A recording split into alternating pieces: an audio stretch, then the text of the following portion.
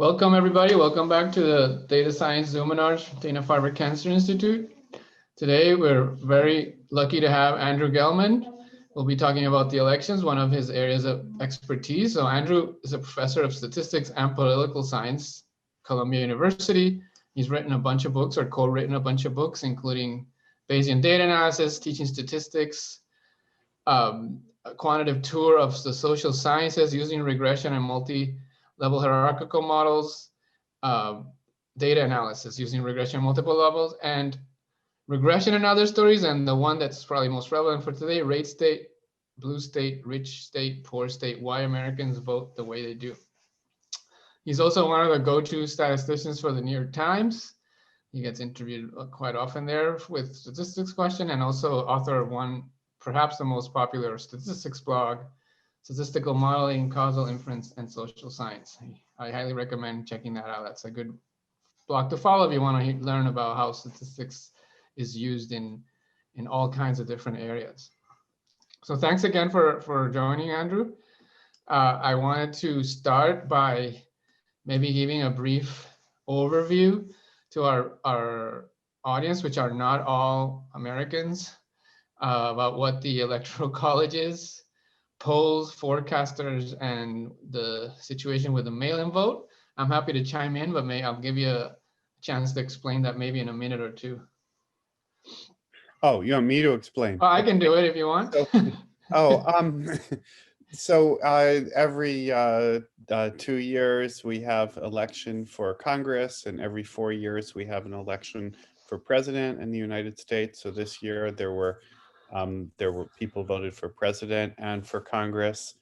The presidential vote is what people focus mostly about, but I can say that in both the Democrats did a little bit better than the Republicans in the congressional races and in the presidential race.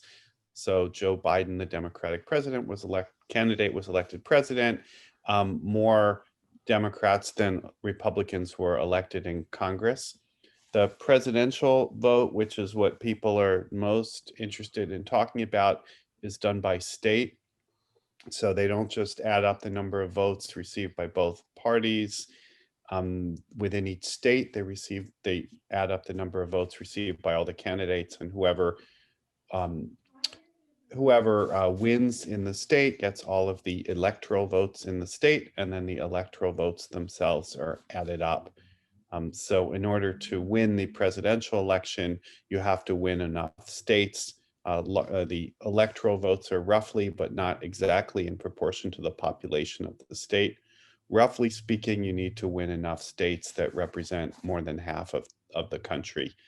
In the last couple of elections, the Democrats have won well over 50% of the vote, but in this case, just barely won enough states because of the way the votes are distributed within the states. So the discussion of the election is kind of complicated, because what matters most is the election within certain swing states. But let me just step back for a moment and say that the swing states, the Electoral College is how they count the votes, but when it comes to public opinion, the swings from one year to the next are mostly approximately uniform at the national level. Not exactly, but approximately. So although the way that Joe Biden got elected president was that he won a bunch of key swing states like Pennsylvania, Arizona, Wisconsin, Michigan, Nevada, Georgia. But the way you can't really just go in there and win a few swing states. Basically, he won the election by getting about 52% of the vote, which enabled him to win certain swing states. So that's the background. Right, and then the reason that one of the main things we're going to be talking about today are how statistics is used to try to forecast the election and understand also what happens afterwards.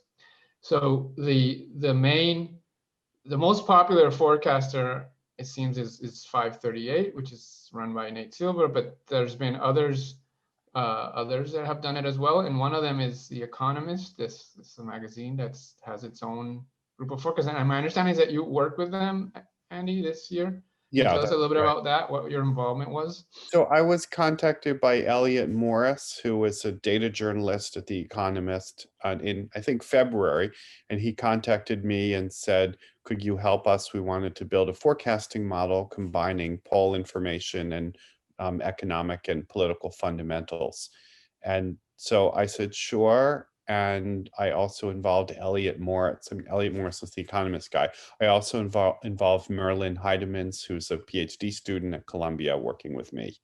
So we helped Elliot set up a model in Stan to predict the election, to forecast it based on the available information. Right. So for those that don't follow this as closely as I do, the main source of information, apart from some of these other fundamental things having to do with the economy and previous history, are state polls. In particular, the state polls in the states that are what Andrew calls swing states, the one that we're not clearly sure which way they'll go. There's some states that always go the same way, and we don't even bother studying them very much. And those numbers then kind of drive the parameters of the model mainly, right? It's really those state polls that are combined in a way to try to get an estimate of what the advantage of the candidates are in each state, correct? Partly. We also use national polls because, as I said, when polling errors and swings tend to be mostly at the national level. And so we actually do learn a lot from national polls. Sometimes when the state polls and the national polls are in disagreement, you can't necessarily know which one to trust. You would use some combination, some average between them. But you wouldn't want to just use the state polls. In this Okay. particular campaign, the state polls and national polls were comparable, and they were all off by about 2.5 percentage points. So they all overstated the support for Joe Biden, and also they overstated the support for Democrats in the congressional elections. So although the Democrats won the congressional elections, they were expected to win by a larger margin. And although Joe Biden won with 52% of the vote, he was expected to get about 54% of the vote. Right. So that brings me to one of the questions I wanted to ask you, a couple of them actually.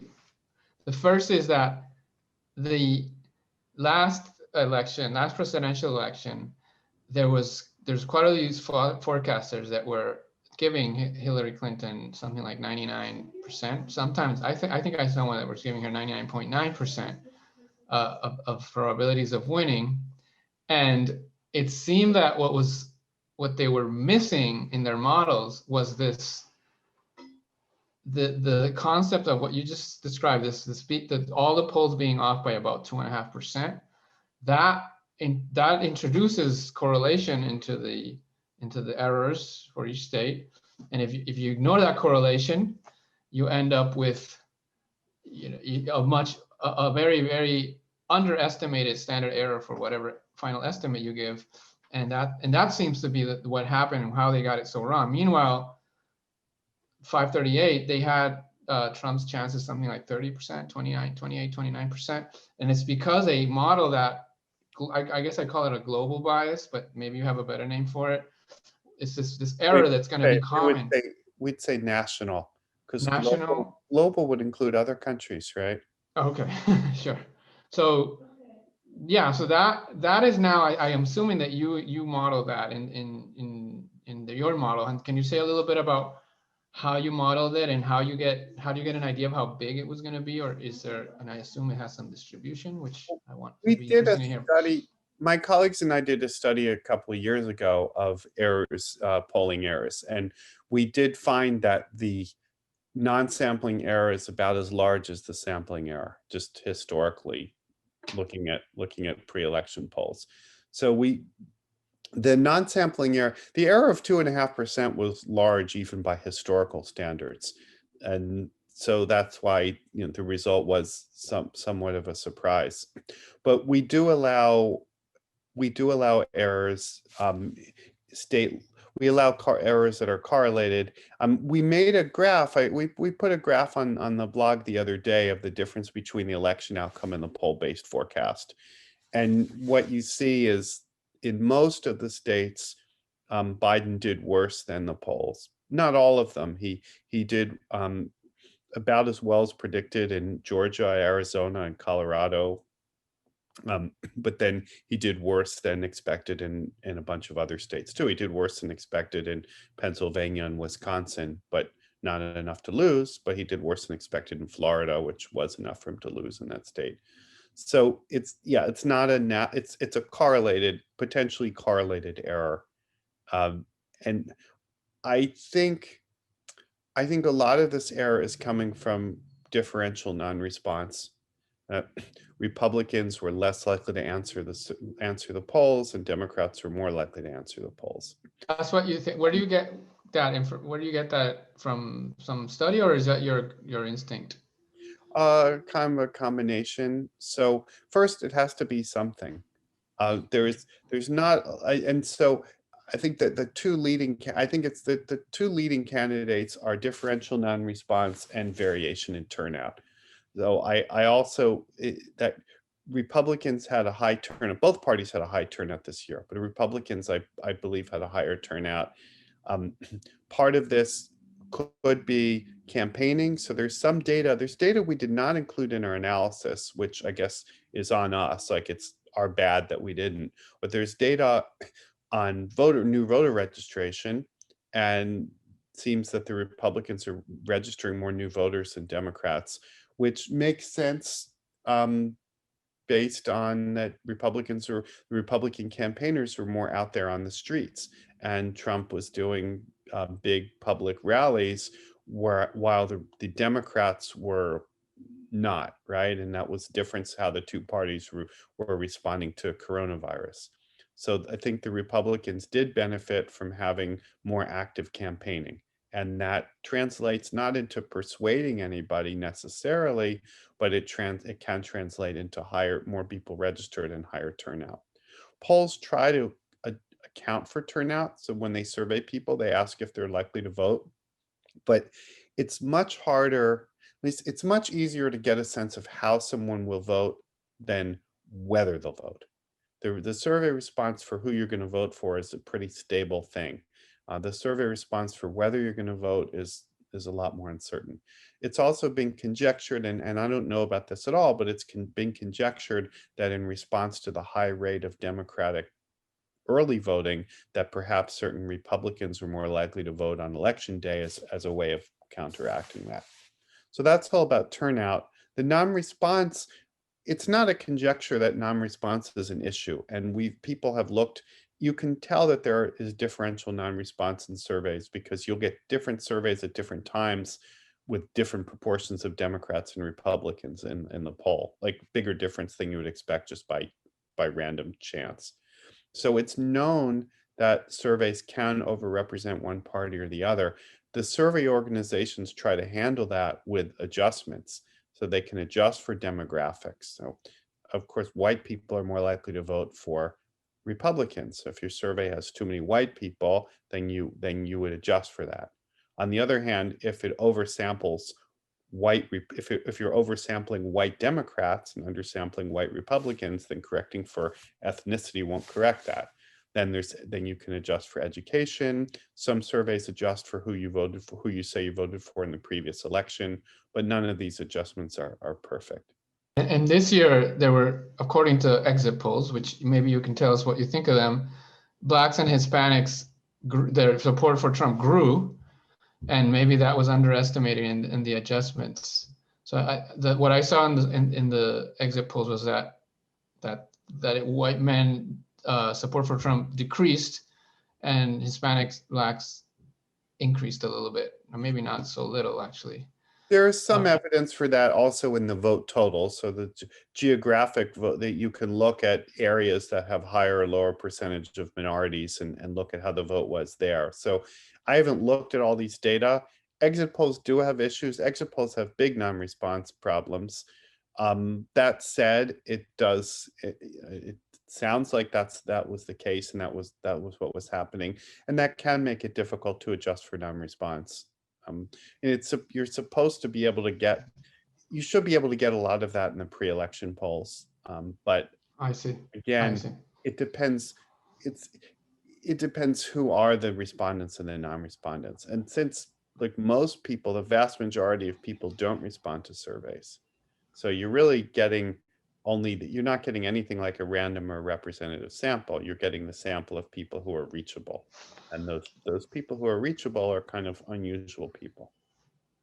Right. Okay, give me a second. I want to show. So this is my attempt at replicating the 538 model. It's not. They don't make it. They don't make all the details public, but it. I was looking at it. It Our kind of details are public. We followed have it our pretty code. well. Oh, you have it. Well, so but what I want to just show people is like how important that error is, and I want to talk a little bit more about it. So the national level error. So the let me read here what the big difference between, not big, but the difference between 538 and the Economist this year, the main one was that they had a 89% for Biden, and I believe Economist had 96% for Biden. And you can get that difference by simply changing the assumption of how much the national level error is from 3, which is what I think 538 is using.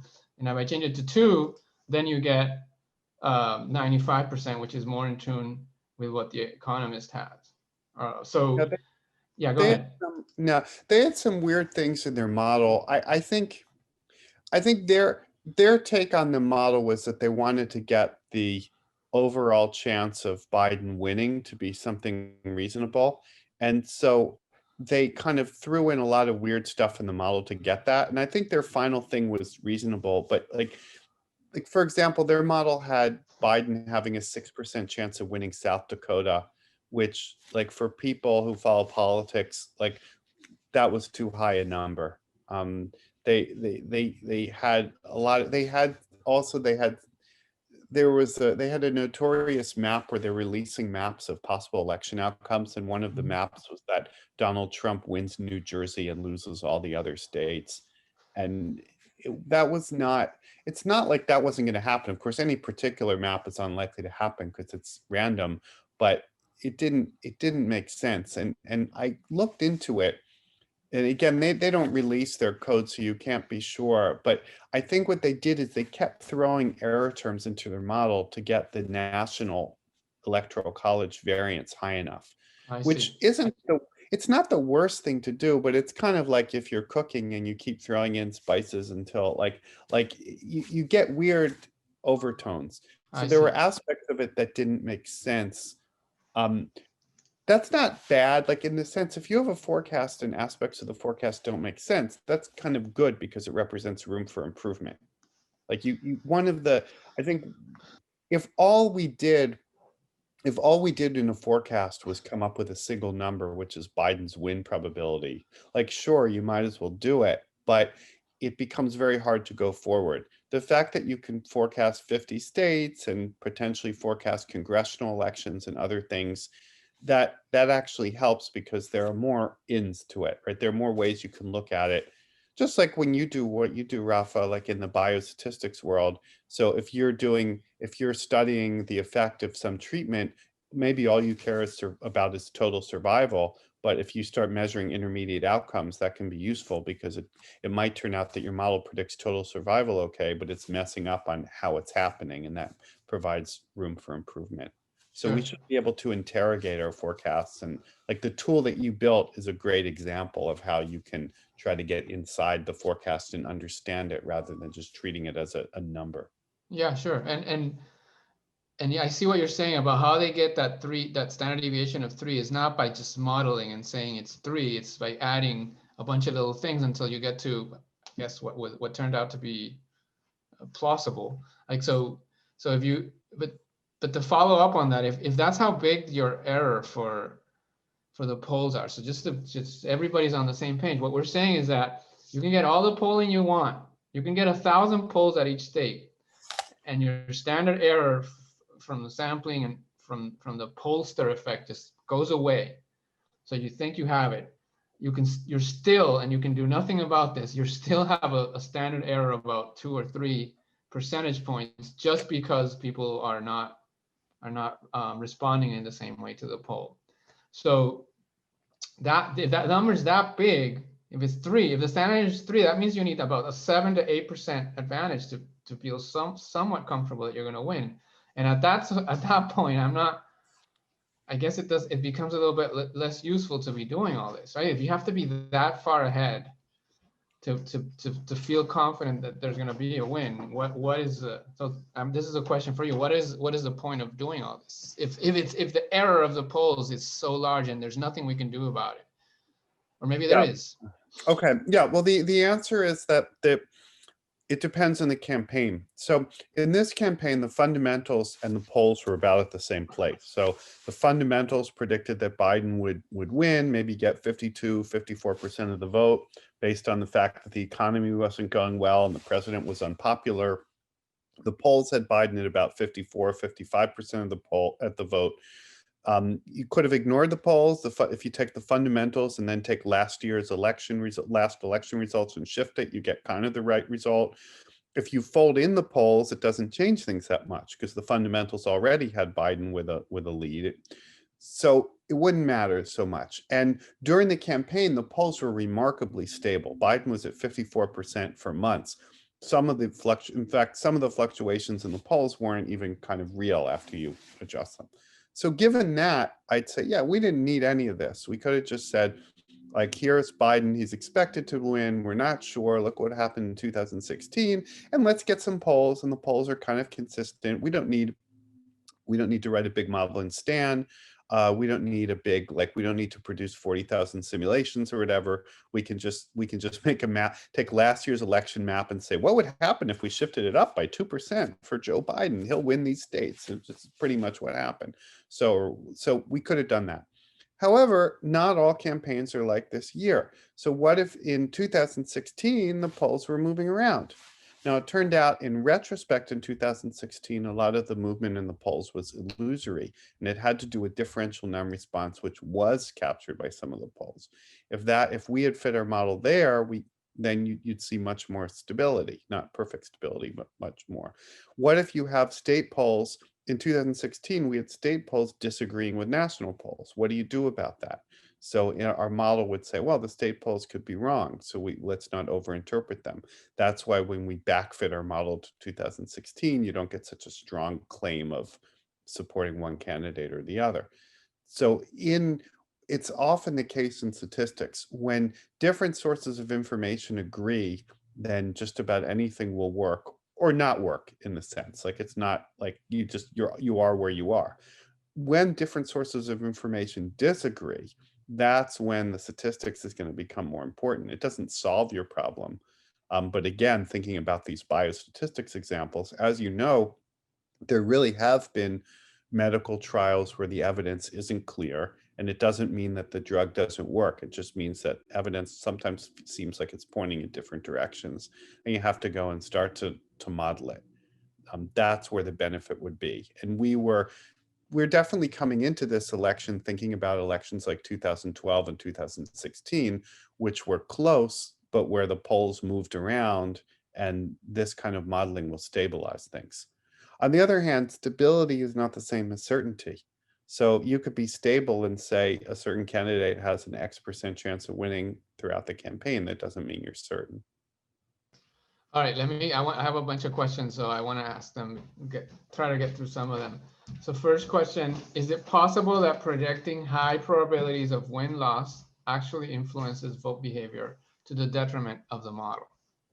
I'm doubtful. I guess I'm not so worried about it in 2020, because polls found that people, like, about half the people thought Biden was going to win, about half the people thought Trump was going to win. So I don't think that, although Biden was favored in the polls and Biden voters thought Biden was going to win, Trump voters thought Trump was going to win. So I kind of doubt that. I'm just generally skeptical of that in the sense that people vote in all sorts of states that aren't even close. I voted in New York, and New York was never expected to be close. And also sometimes people say the other way, that you think your candidate's losing and you don't bother voting. The rationale for not voting if it's not going to be close is symmetric. It doesn't favor one or the other. You could easily make the argument that it would favor the candidate who's ahead in the polls. So I'm not so concerned about that. I think there are bigger influences on voter turnout than election forecasts. And indeed, we weren't really accounting for those in our model, and maybe we should have been. All right, question from Andrew Chappell. Were poll biases in 2016 incorporated into 2020 prediction models? If so, did inclusion of these results result in better prediction of state-by-state performances?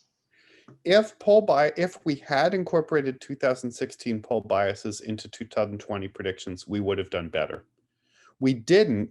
Now, why didn't we? Well, the poll biases in 2016 were not the same as the ones in 2012. They went in the opposite direction. And after 2016, we had every reason to think that polling organizations would fix those biases and say, oh, we didn't adjust for education among white respondents. Well, now we're going to adjust for education among white respondents. We're going to fix that, et cetera. So our expectation was there could be large polling errors, just because any election there can be large polling errors. We had we didn't put a prior on the direction of them. So we predicted Biden would get 54% of the vote. We thought, well, he could get 57% or he could get 51%.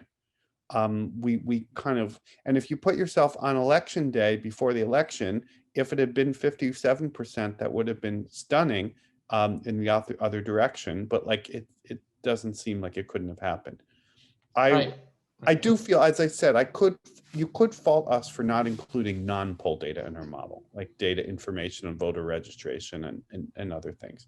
Very difficult and yeah, very difficult year, of course. Yeah, so I wanted to just expand on that a little bit, just so everybody gets this part, that you can get, so what Andrew's saying is that you can, the error in this model, you're just saying there's going to be an error. It could be as big as 5 or 6 in the tails, but we don't know which way it's going to go. We're just going to, and if you think of a simulation, you're basically every year, every election that you simulate will have an error, but in different ways, and that improves your, I guess it improves your model, in that you'll be less certain about the final result. But there's another thing which you can do, which is just shift everything, which is what this person's asking, and that we did see the shift in the same direction. So maybe there's something about Trump, although it's just 2 data points, but Trump got 2 errors that were in his favor. I don't know if we ever seen that before for other candidates, that you have 2 large negative, positive, depending how you view it, in the same direction in 2 separate elections. Is that something we've seen before, Andrew? I think, I don't know. I mean, because the polling has been much more stable. Like if you go back 20, 30, 40 years, the polls just varied a lot much more during the campaign.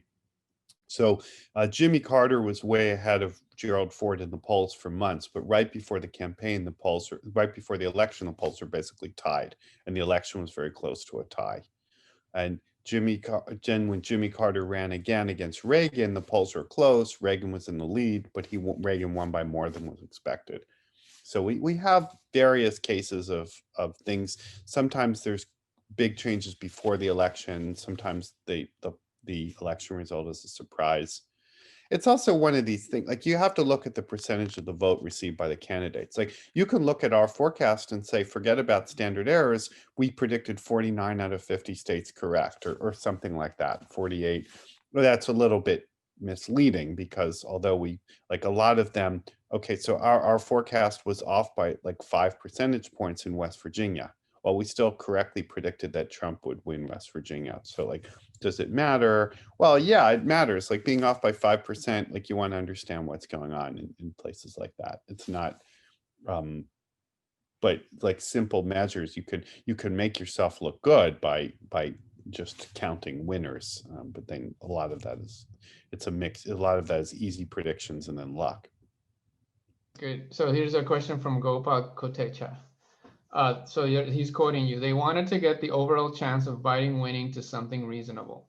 Talking about 538. Hmm. This sounds like backward reasoning on their part. Is this, what do you think of this?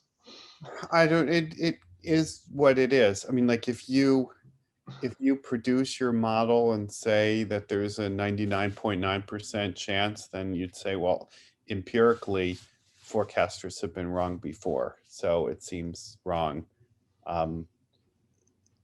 It's not clear. Like we ended up with over a 99% chance that Biden would win the popular vote. And no, was it right? Like maybe it should have been 98%. I think nobody thought Biden would lose the popular vote. And the popular vote was not close. Like, could it have happened? Like when you get to these very unusual probabilities, anything can happen. But in real life, like you can just set up a statistical model and just screw up somewhere. So you want to have some sanity checks. And then for forecasters, there are reputational costs to being wrong, right? So there's a kind of like, for example, like I mean, you somehow. Yeah, if you say 99.9 and get it wrong, that's kind of it for you, right? Right. You don't If you come say back from that one. 99.9, then if you, that is kind of it for you. That's the end of your forecasting career. Now, there's a kind of in that sense, there's a motivation to have wider intervals, because you like if you say it happened, like what if Biden had got 57% of the vote, so he still would have won, and then someone said, well, how come your probability was only 96%? We'd say, well, it could have happened the other way. Like you can always like explain these things. Yeah, but if a forecaster is always saying, you know, there's the interval, the confidence interval is between 0 and 538, that's nobody's interested in that. Right, you can't do that. But our confidence interval was, you know, our predictive, our 95% predictive interval was pretty wide. Like it went from like 250 to 450 for the yeah, electoral. right, something like that, and it was like 300, so it was in the interval. So but that's like, I'm kind of glad we made it that wide. There really is a certain amount of uncertainty. Yeah, right. But regarding this like backward reasoning, it's just what we do. Like I think that it's very rare that we'll have a statistical model where you can just run it without checking whether it makes sense. And I've seen, probably for every time that I've seen someone take a model and fix it up so it makes sense and kind of cheat in that way, I've probably seen it 3 times the other way. Someone fits a model to data, the result makes no sense, and they don't go back and change their model. They're just like, hey, this is what we found. There's a huge literature of people estimating ridiculous causal effects and not thinking about what they didn't include in their model. And like, I think like, oh yeah, well, we didn't include smoking in our model, and we're looking at like, you know, deaths from air pollution. Like, what was that all about? Like, you should have put smoking in your model. I don't care that you didn't like, so that this is happening all the time. So I'm usually more worried about getting a ridiculous answer than I am about like overfitting in that sense. All right, so here's a somewhat related question to one of the points you just made from Mita Gonen. So you ruminated a lot in your blog about post hoc adjustments of extreme model predictions, a subjective shrinkage applied to model output, if you will. Could you say more on this? Oh, yeah, I guess it's very related, and I'm not sure if there's that much more I can say. I guess maybe I'll say this, that I did a lot of ruminating, like perhaps more than was necessary, and I guess ultimately the right way forward has to be to put more information into your model. So the question is like, is there information there? Could we say like data on active campaigning and door knocking and rallies or voter registration? Is that relevant? Is there some information about the non-response, like other than the polls themselves? Not all the polls had favored Biden. Like some of the polls were closer to what actually happened. Look at them. Did they do something right, or did they just get lucky? Like it could just be like when you have a whole population of polls, you're going to have a few that are that way. Like it would make sense to look into that and understand. But probably that's better than like my endless ruminating. Cool. The next question is from Amelia McNamara. Hello, Amelia. I'm teaching regression this semester and have been trying to relate the issue of prediction and polling to our course material. Of course, we've talked about correlated errors, but I'm also wondering about the connection to testing training data. Of course, we only have past data to use for training, but after the 2016 election, were people able to make models after the fact that fit or overfit the 2016 data? We built our model based on some combination of first principles and what kind of model we could build and our understanding what happened in the past. Then we backfit our model to 2016, 2008, 2012, and 2016. Those are the three elections where I think we had a lot of poll data that we could use. And we did, our model had a bunch of parameters that we set externally. Like, for example, Rafa, you talked about this, the extra variance, like the extra uncertainty representing the standard deviation of the systematic polling error, like how large could that be? So that's a number that we put in. And then there's a covariance matrix for the states that we put in. You can't really estimate these from the data. You don't have enough. I mean, you are estimating them from the data, from past data, but it's hard to estimate it formally. So we put these in and we did play with them to get what seemed like reasonable results. Yeah, I saw that the Economist certainly did some shrinkage just based on the plots you showed for the correlations. And we did a lot. So we used this backfitting. We didn't do so much a formal like cross-validation approach, but we looked at I remember early versions of our model where we'd run it on 2008, 2012, and 2016, and it wouldn't look right. Like it would jump around too much or it wouldn't adjust enough. There's also, you have to allow public opinion to vary, the states to vary over time.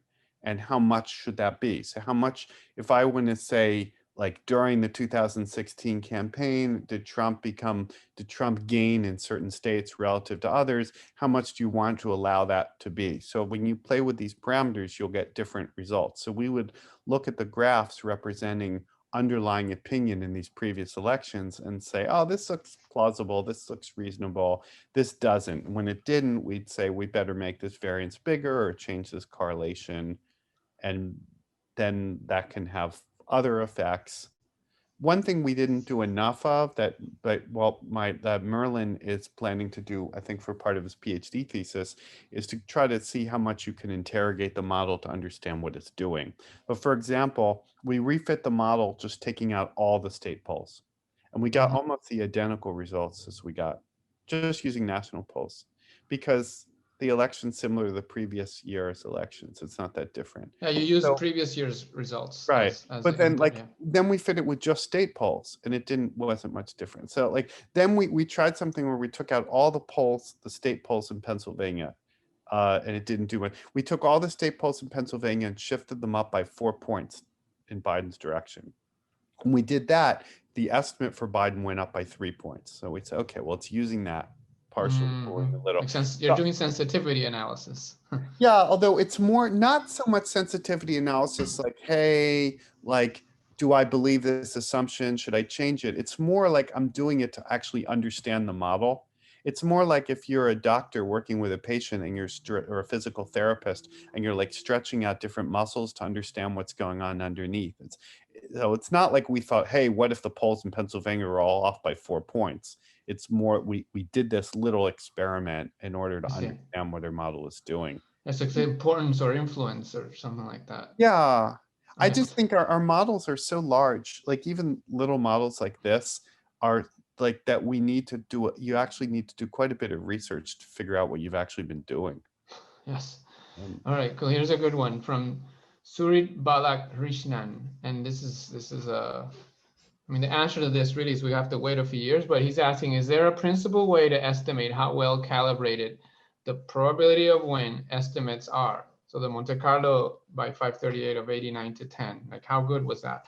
I guess my answer to that would be that, you wait several years and then you make a plot of wait a few centuries. Well, yeah, you can. That's centuries. No, but you can look at it. If they're predicting many elections, you could do it that way, right? The trouble is there's only one national. So yeah, it's funny because at 538 they have a graph which shows it's kind of funny because they say they're calibrated, but then if you look, they're not calibrated. Like their actual data show that when they say something is going to happen 80% of the time, it happens more like 85% of the time. They're a little underconfident, which like can make sense. But I don't even know how seriously I take that, because they say if you look, that's based on hundreds of thousands of cases, but they've only been doing this for a few elections. So it's just that they have a forecast for every state every day. And so you get these huge numbers, but it's really just n equals 1. So I would say if I'm forecasting this election, there's how well did I get the how good did I get the national vote? And then there's how good did I get the states relative to the national vote? Now the states relative to the national vote, that's kind of like you do have 50 of those, but the national vote you only have 1 of. I think the way you have to, so first, I don't think it's in much of life, like you can fail, but you can fail miserably, but you can't succeed brilliantly. There's nothing that's going to tell you your forecast was right or calibrated, but you can learn your forecast was terrible. So you can have that negative thing. I think that instead of looking at probability of win, it's going to be better to try to evaluate the forecast based on the forecast intervals. So like, because what do I say? Like, yeah, I got West Virginia right. I feel great about that. No, I can say that West Virginia was off by, West Virginia was off by a few percentage points. That was, and it was like, that was wrong. And like, well, maybe we can allow for that possibility, but like, you don't want that to happen. So I think that, but focusing on win probability throws away too much information. That's not a good way of evaluating forecast. Sure, yeah, and then we would need a lot of years to see something empirical at least. Yeah. So I have a follow-up question for that, and I was going to say this for the end, but since we're talking about, ask it now. So now this is more of a philosophical question. What does it mean for me to say 2 days before the election or 6 months before the election that the probability of Biden winning is 90%? How do you interpret that statement, as from a philosophical point of view? I guess I interpret that as saying that, like, to the extent that, I mean, it's not that the polls are correct, right? It's that to the extent that polling errors and variation in public opinion are comparable to what they've been in previous elections, then this is what you'd see. And I think it can sometimes be more pleasant to think about predictive intervals rather than probability. So instead of, it's like saying like how under these elections Biden would win this many, I would say more like, well, if things happen the way they were happening before, then you'd expect that there'd be about a 95% chance this interval would contain what actually happens. The other thing I was telling people before the election was that Biden could lose, and if he loses, there'd be a reason for it, right? So there'd be a reason, meaning all these people weren't responding to the polls, and the pollsters weren't adjusting for it, or there's a last-minute change, or there are big public opinion. There are big shifts in public opinion or big turnout differences. So you could say some of that was happening. There were big turnout differences, perhaps, and there were, I think there were issues with who was responding to the survey. So there's kind of a reason for it. It's not like someone's just spinning a giant spinner, and if it lands in a certain region, then this is the election outcome. Yeah, no, it's a little bit complicated to think about the sources of variability and what it actually means when you make that statement. So Amelia has a follow-up question. Let's say you just had the 2008 and 2012 data. Could you do good predictions for 2016? Basically, even in hindsight, can we get models that actually hit the point estimate? No. No, yeah, right. No, not without using additional information. If you're willing to say that in 2016, if you're willing to say that in 2016 there are some non-response issues, whatever, specific to that election, then you could, but you couldn't otherwise, because the way our model is set up, our model is, and if you were to say that 2016 was like 2012, then you would have had a greater error in Hillary Clinton's favor because the 2012 polls went the other way. So our assumption in the model was that every new election, the potential polling error started 0. Sure, but you did acknowledge how big it could be. I think again, yeah, we acknowledged how big it could be, but that won't get, I mean, so like, yeah, given our knowledge, that gives us wide enough uncertainty. So if you run our model for 2016, it says that Clinton was the favorite, but she could lose. Right. So, and based on the polls, that is the right answer, I think, right? It's yeah, sort of. I mean, maybe not. You know, maybe there's additional information that was accessible that we weren't using. You know, that we didn't. I think there were pollsters that actually did get it right in 2016, adjusting for doing better non-response adjustments. So given the information that would get fed into our model, which was not raw data from polls, right?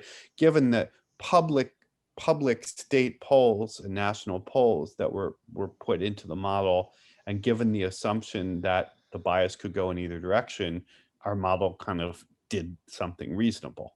However, there were people who were able to do better by adjusting for more. I don't know that they did better in 2020, because in 2020 there may have been additional issues. right.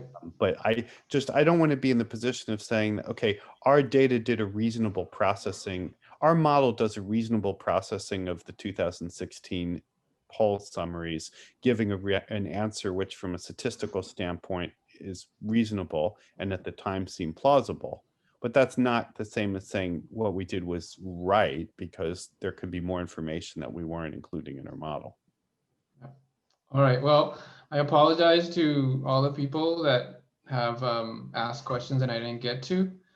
That there was a lot of them. So maybe we'll do another one in 2024. So Andrew, any parting words to any data scientists out there that want to participate in this activity? My parting word is that collaboration is very important. Don't try to do stuff on your own. I learned so much from my collaboration, and I think also when you're collaborating, it helps because you're not so personally identified with your model or your forecast. You can be more free to admit your mistakes and learn from your mistakes. But if you're personally tied to it and identified with it, then it can be harder to admit error. Great. Well, thanks again for doing this. This was a lot of fun. And we'll see you again in 2024. Okay. See you all later. Bye-bye. Thanks, everybody, for joining. Hope you enjoyed it.